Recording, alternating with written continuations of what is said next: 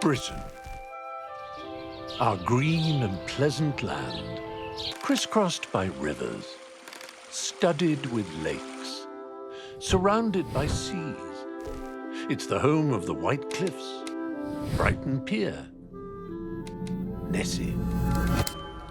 And it's dying, drop by drop. After decades of government negligence, Britain's waters are officially on life support. Every one of our rivers is polluted. Chemical cocktails of raw sewage, agricultural runoff, and microplastics. Our lakes, lochs, streams, seas, brooks, beaches, canals, coves, and rivers are full of shit. When it comes to number twos, Britain's number one. For those of you tempted to believe the glass is half full, that these are just the complaints of a few hydro-hypochondriacs, and that there are plenty more fish in the sea, well, there just aren't. Britain's fish and aquatic dwellers are dying in greater numbers than ever, their ecosystems choked by algal blooms and pollutants.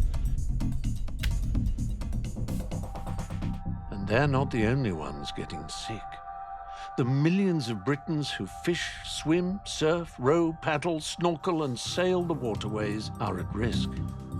With so much filth in our water, simply going for a wild swim could leave you with cystitis, an intestinal infection, or even blood poisoning. But of course, every sickness has its cause. Every disease has its diagnosis. 35 years ago, the government privatized our water companies, giving up control of the nation's water. We were promised that there would be protections, that there would be laws and watchdogs, that the health of our waters was guaranteed. And we were lied to.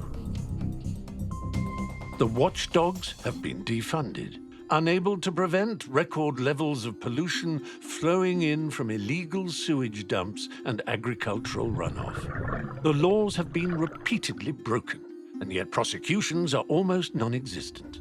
Meanwhile, the water companies have paid out billions in dividends to their shareholders, and their bosses have banked millions.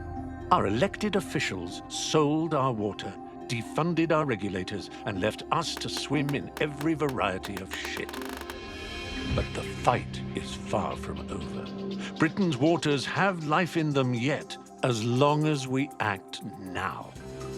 Join us as we march on Westminster to demand change.